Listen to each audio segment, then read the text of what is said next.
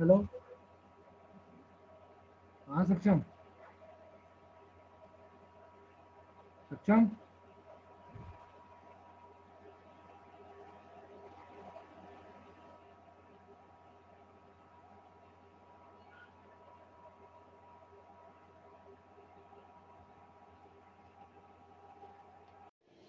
Good evening, friends. Today we are standing at Wisdom High International School, Govardhan, New Nasik, Nasik.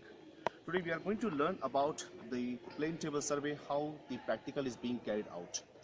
We can see here there is a tripod before me, and this tripod as well as this plane table can be used with this chart sheet to carry out this practical. We need some geographical instruments to carry out this practical survey. So for this we have to first set the table. As we have set this table at these positions, but though the plane table is monitored by this tripod, this is not properly set. Whether it is exactly plane at the surface level or not, to find out we have to use the compass. Now this compass will support us to find out exactly the north pole, and this spirit leveler to find out the exact plane table to the surface level.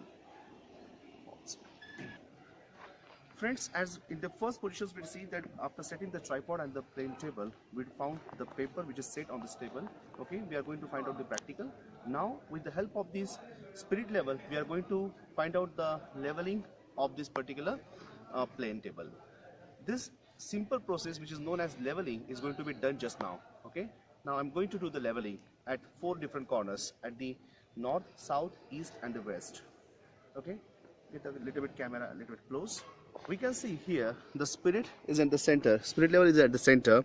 Okay, it means it is exactly in the middle positions. If we just take at the center again, okay, it is again at the center positions. If we little bit go ahead, okay, it is also at the center. This level also is at the center. I'll just take the spirit level at little bit in the corner.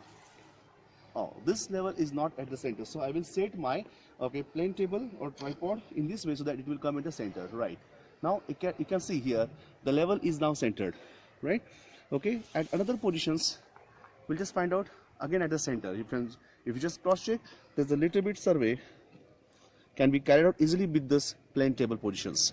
Now with the help of the spirit level, as we have done the leveling of this table, now we are going to carry out the particular practical, but for this we need the plumbing fork. With the help of the plumbing fork and the plumbing bob, we are going to carry out the practical. Thank you. This is plumbing fork and this is plumbing bob. Now we have already attached the string with this plumbing bob. We are going to fit it in such a way so that we can use this plumbing bob to find out exact center. So this position is known as the centering.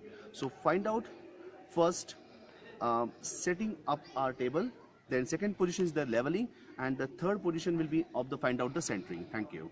Start. Okay, now as we have got the plumbing fork in my hand, this plumbing fork will support us to find out the centering on this plane table survey. With the help of this plumbing bob and plumbing fork, we are going to find out the centering, means center point on this particular chart paper. Now I have set this plumbing fork in such a way so that with the help of this plumbing fork, I'm going to find out the centering. I will take out this plumbing fork, I will set this string in it, and then I'm going to find out the centering point. Take the position such a way so that you can easily find out the centering of the particular area.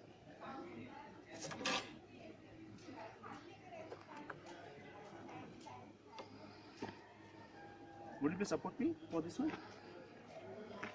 Just hold at the top, just hold at the top, right? Okay, leave it. Yes, ready? Okay, now, okay, with the help of this plumbing bob, already I have set the centering point here.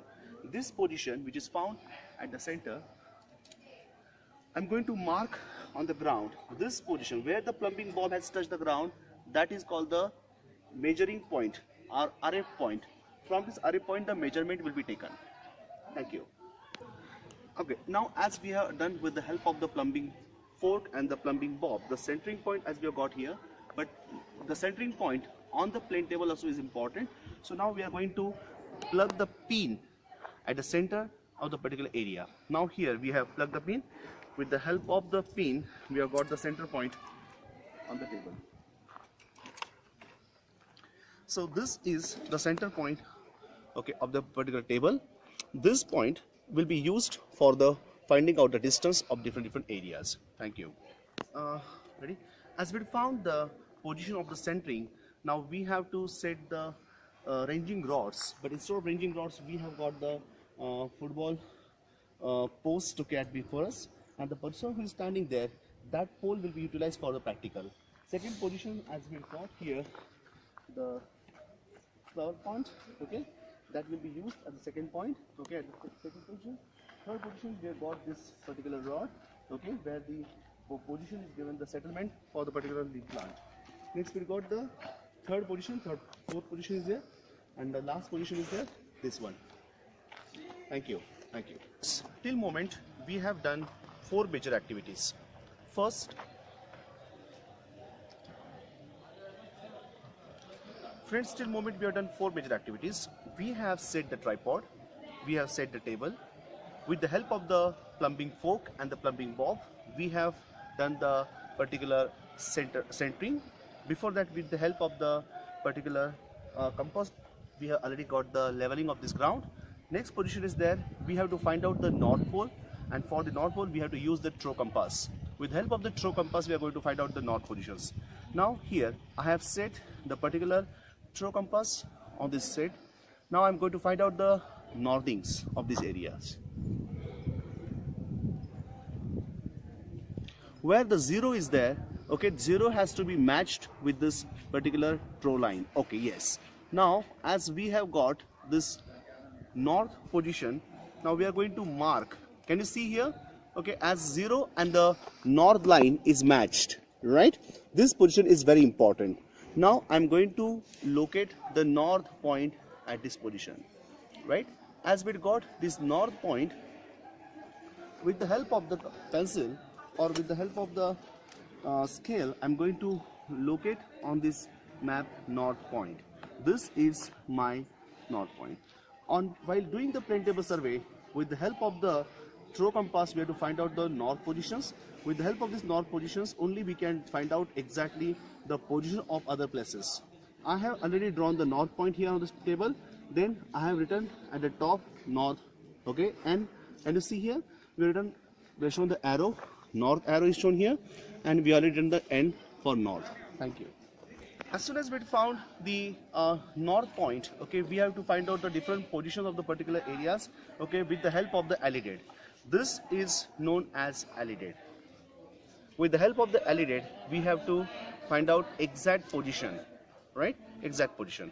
Now, as centering point already we have taken, from the center point, if the north point is here considered, so I have already mentioned north point, so I will point out from the center north positions. This is the north position from the center.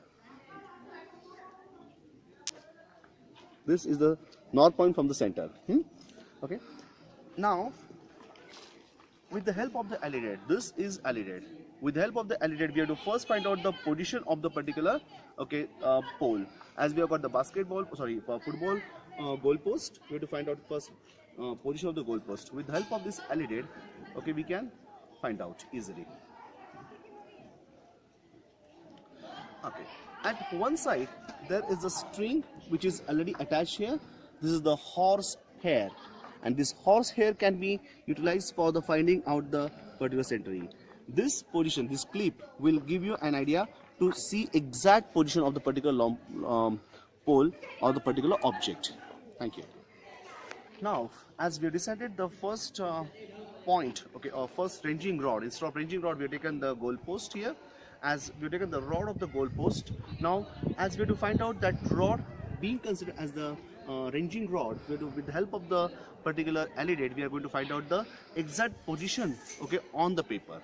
Now, as we found here, this middle positions of this rod, this middle position of the rod, please come here, side, okay, the middle position of this alidade and the string which is found in this alidade, okay, should be exactly matched. These three things should be there. Please come this side. You have to see the middle position 1, second position this black string, and third position of the particular rod. Okay, they should be in one line. Once they will be in one line, then only it can be possible that they are in the particular positions, right? Okay, thank you. As we found that these three positions are in one line, same way it should be done for the other post also. And we are going to find out the distance now from this particular area. Okay, thank you. After getting the position of the particular first rod, we have to decide the scale also on this one.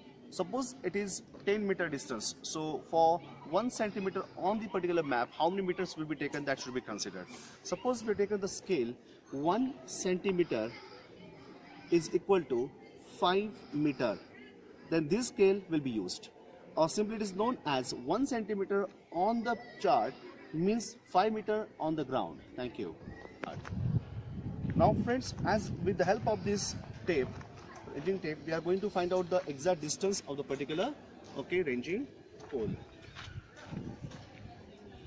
And this can be possible to be found with the help of the tape only. Now where the centering point is there, I am going to measure the particular pole from the center. Oh, it's over here. It means 34 maximum. Little bit take ahead. Okay, as we got maximum 34, 10 meter distance is there as 10.30. So 1, 2, 3. So we got almost 10 meter distance for the particular locations. Thank you. We counted the distance was 10 meter. Later on we are going to find out the distance on the particular plane, but we are just going to write station A as 10 meter. Example, station A is equal to 10 meter. So this way we are going to find out 3 more stations, and we are going to find out the exact particular position of the different ranging rods. Thank you.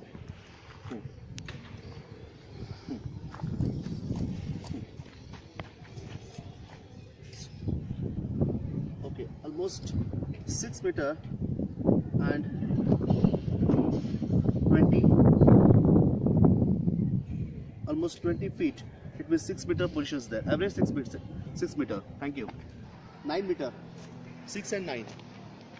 Just wait. 6 and 9. Wait.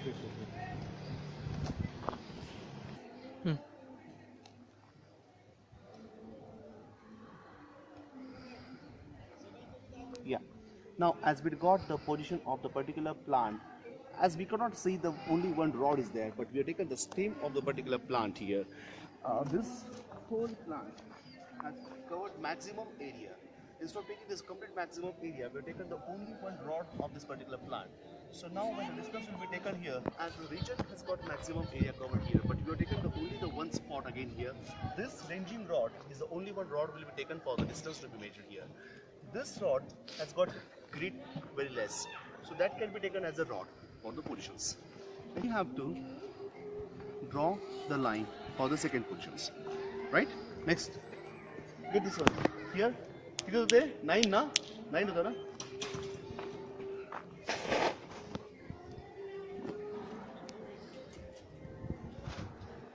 Ready?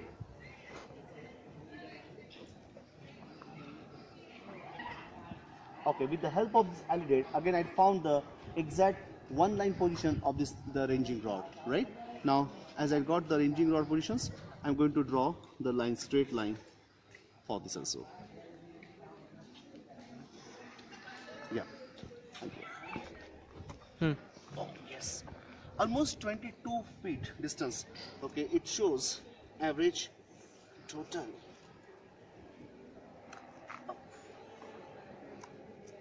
7 meter area. So this 7 meter area will be now measured from this particular table. Thank you. Now this is the last ranging rod. We have taken that rod as a last ranging rod, and that last ranging rod cannot be now mentioned on this particular plane table. Again, with the help of the alidate, I am going to measure the particular position of the particular ranging rod.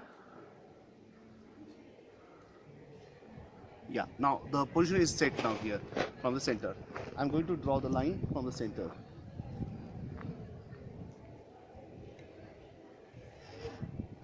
Right.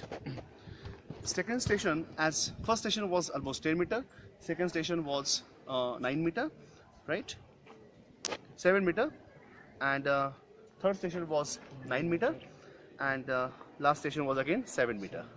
Now as we decided, scale has to be taken 1 centimeter is equal to 5 meter, right? So now as we are going to take as per that scale.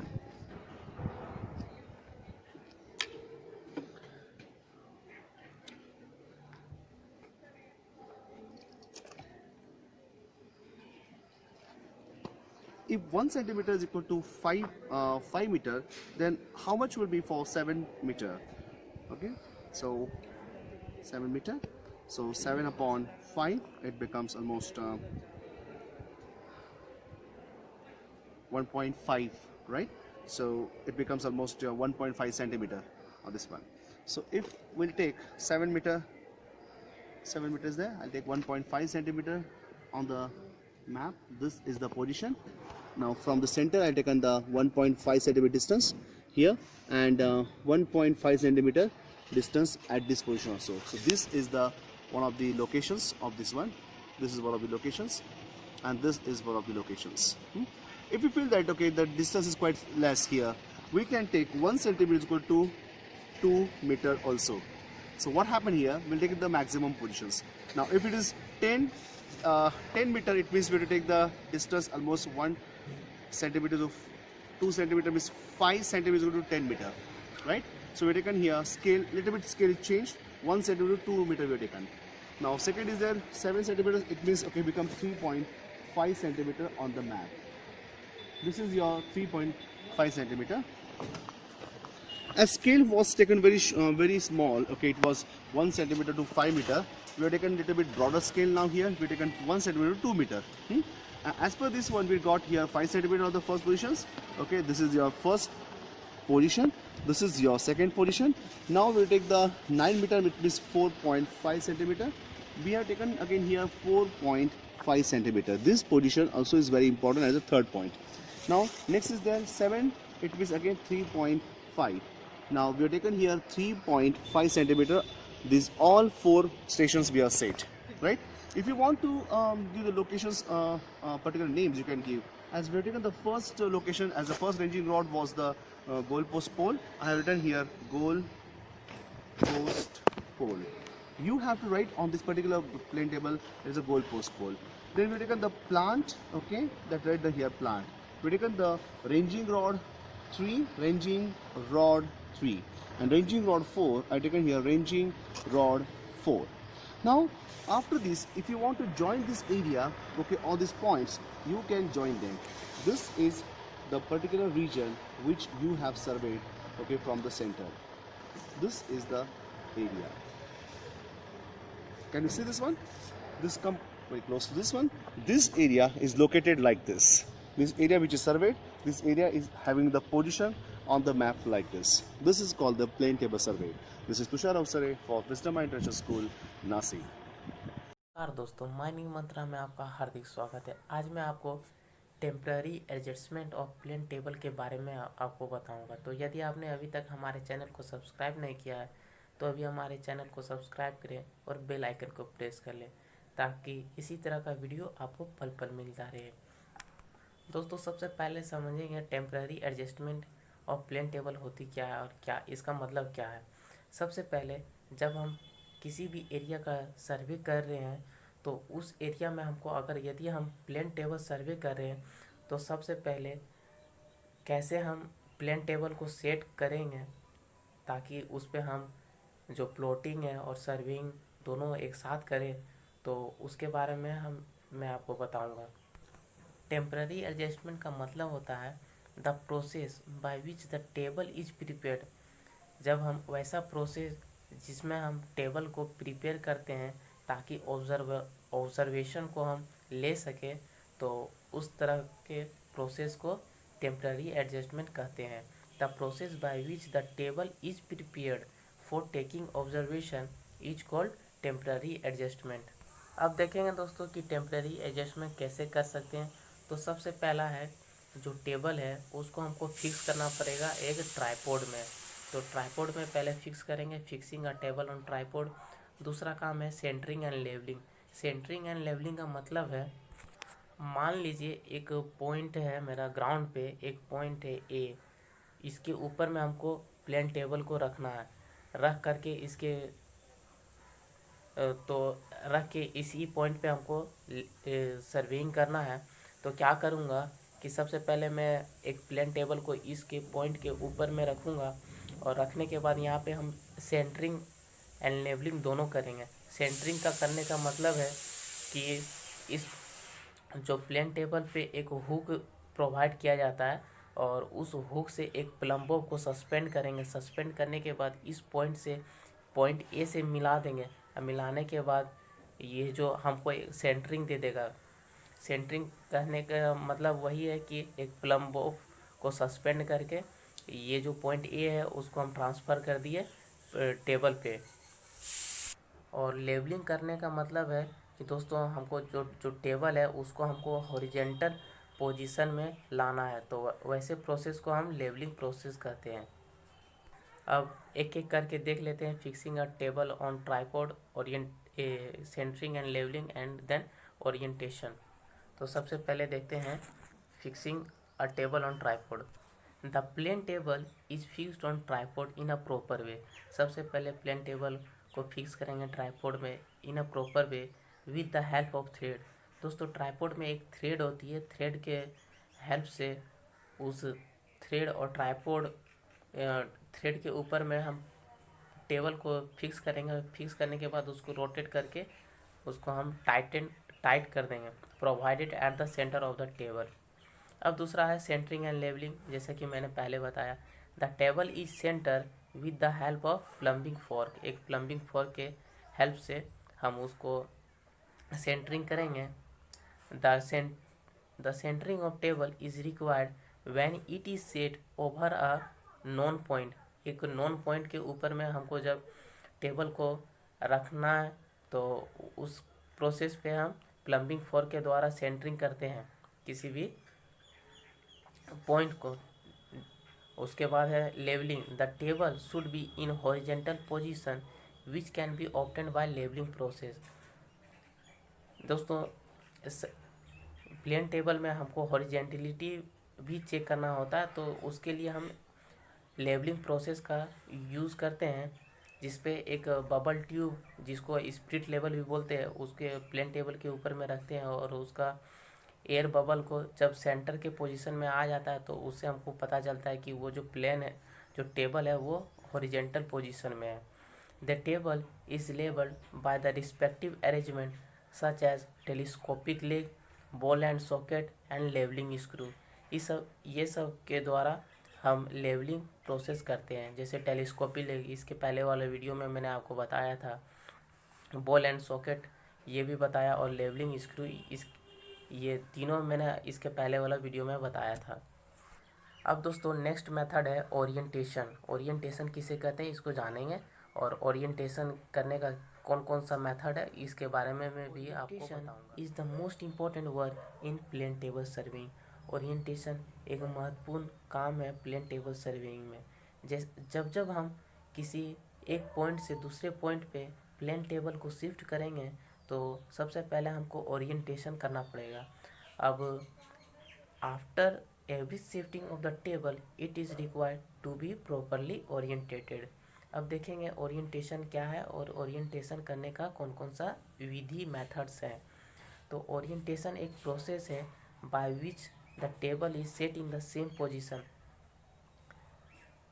As it was its previous station. जैसा कि वह पहला station, मान लीजिए एक point A है station है, और एक पॉइंट बी एक स्टेशन है, दूसरा स्टेशन है, तो जैसा सब ए पोजीशन पे प्लेन टेबल होगा उस वैसा ही सेम पोजीशन बी पे होगा। तो मान लेते हैं ये मेरा कुछ एक टेबल है, रफली आप समझ सकते हैं, यह मेरा एक टेबल है जो किन्हीं ए पोजीशन पे ये फिक्स है। ये मान लीजिए मेरा ए पोजीशन पे फिक्स है, और इसका शेप आप देख लीजिए कुछ इस प्रकार से है।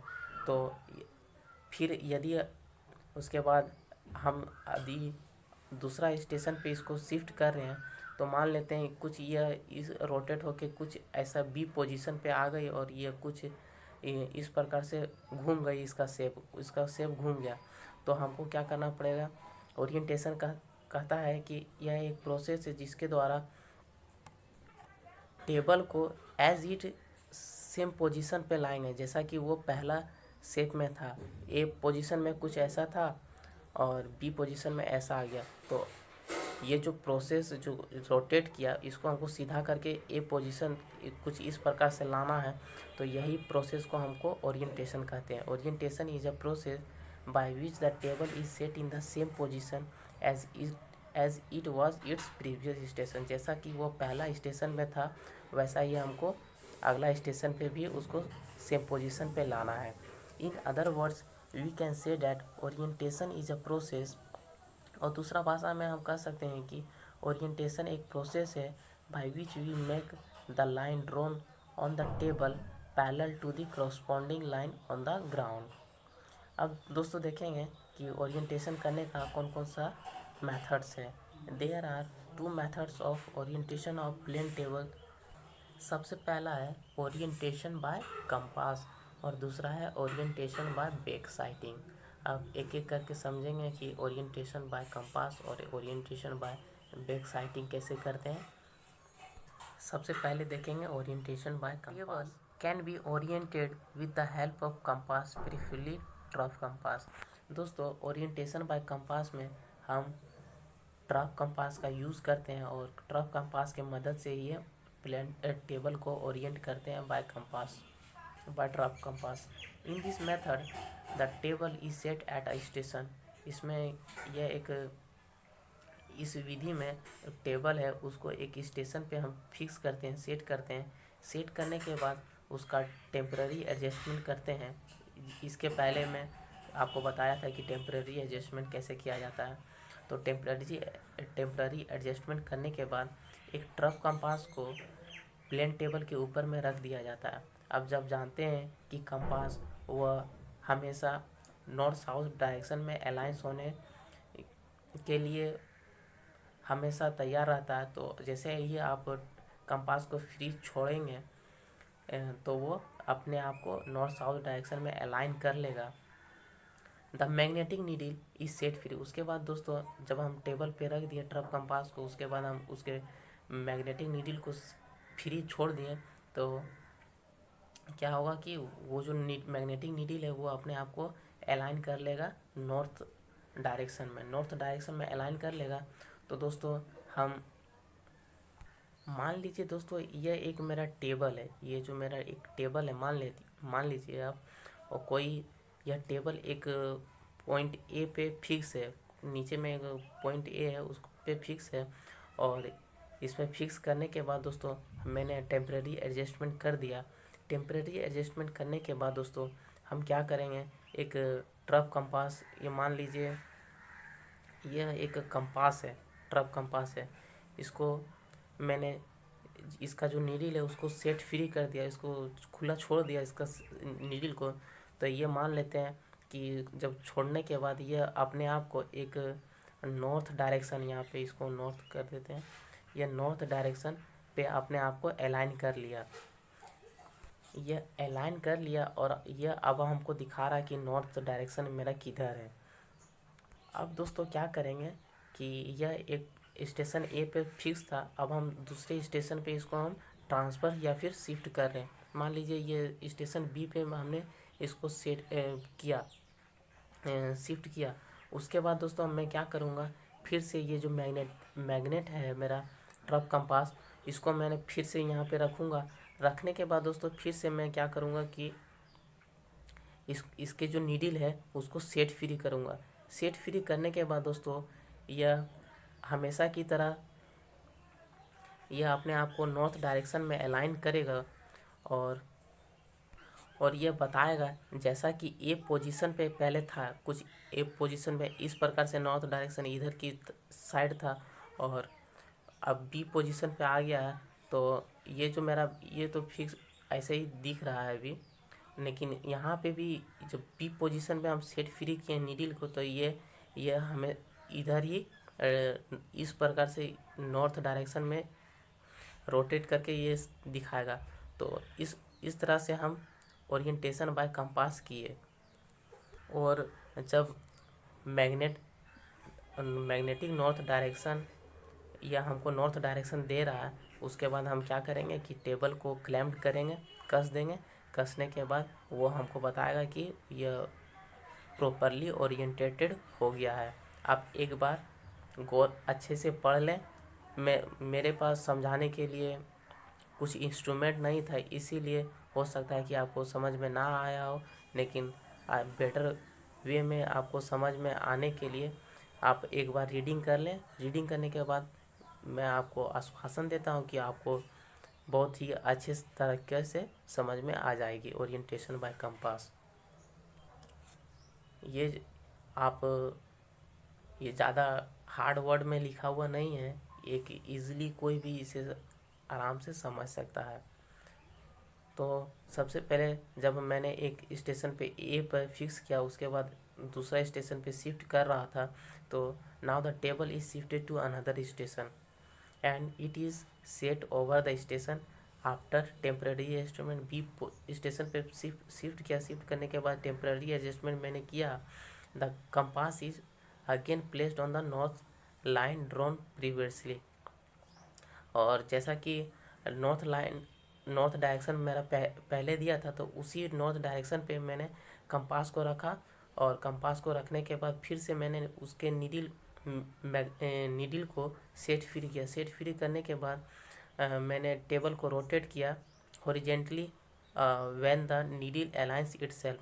और जब नीडल अपने आप को नॉर्थ डायरेक्शन में अलाइन किया, तो हम टेबल को उस प्रकार से रोटेट किए और पहले जैसा पोजीशन पे था वैसे ही पोजीशन पे अब बी को भी ला दिए। तो इस प्रकार से हमने ओरिएंटेशन कर दिया। कुछ इस प्रकार से पहले था, अब बी में कुछ इस प्रकार से हो गया। तो यहाँ पे मेरा मैग्नेटिक नीडल है और ये मेरा प्लेन टेबल है। तो मैंने क्या किया कि ये तो हमेशा हमको नॉर्थ डायरेक्शन दिखा रहा है, तो अब हम प्लेन टेबल को ही रोटेट करके ऐसे पोजीशन पे ला दिए। तो ये अब पोजीशन जो बी पोजीशन है वो ए पोजीशन के कंप्लीटली सेम आ गया। दोनों पोजीशन मेरा सेम आ गया। तो कुछ इस प्रकार से हम ओरिएंटेशन करते हैं बाय कंपास। अब देखेंगे दोस्तों ओरिएंटेशन बाय बैक साइटिंग क्या होती है। Orientation by back sighting is more accurate than orientation by compass. दोस्तों ये जो बैक साइटिंग मेथड के द्वारा ओरिएंटेशन हम करते हैं वो बहुत ही एक्यूरेट होती है as comparison as to the orientation by compass. In back sighting method orientation the table is orientated as follow. Suppose सबसे पहले एक मान लेते हैं, suppose A and B are two station. A और बी दो स्टेशन है and the plane table is set at station A. सबसे पहले स्टेशन ए पे हम प्लेन टेबल को सेट किए। सेट करने के बाद दोस्तों हमने टेम्पररी एडजस्टमेंट किया। टेम्पररी एडजस्टमेंट करने के बाद मैंने टेबल को क्लैम्प्ड कर दिया। क्लैम्प्ड करने के बाद दोस्तों मैंने स्टेशन बी की ओर साइड किया with the help of elided. आपको याद होगा कि एलिडेड क्या होती है।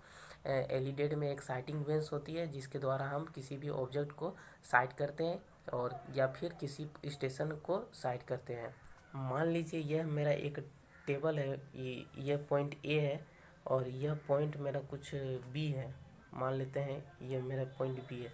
सबसे पहले मैंने यहाँ पे अब टेबल को टेबल को फिक्स किया। फिक्स करने के बाद टेम्परेरी एडजस्टमेंट कर लिया। टेम्परेरी एडजस्टमेंट करने के बाद दोस्तों मैंने इसके ऊपर एक एलिडेड को रख दिया। एलिडेड को रखने के बाद मैं यहाँ से स्टेशन बी को साइड किया। साइड करने के बाद दोस्तों कुछ इस प्रकार से एक रे हमने ड्रॉ किया। रे ड्रॉ करने के बाद और यहाँ पे मान लेते हैं बी लिख देते हैं स्मॉल बी में। ये ग्राउंड पे है और जब हम दोस्तों ग्राउंड पे हमेशा ए पॉइंट कैपिटल में दिखाते हैं और जब हम पेपर पे प्लॉट करते हैं तो वहाँ पे स्मॉल से में दिखाते हैं, स्मॉल लेटर में दिखाते हैं। तो ये मैंने एक एलिडेड को यहाँ पे रखा। रखने के बाद मैंने बी स्टेशन को साइड किया। साइड करने के बाद कुछ इस प्रकार से रे इसको गुजरेगा। तो मैंने यहाँ पे एक बी पॉइंट को ड्रॉ कर दिया। अब यह जो पॉइंट है मैं यहाँ बड़ा करके दिखाता हूँ। अब ये जो पॉइंट है ये है और ये भी है। अब हमको ए बी मिल गया।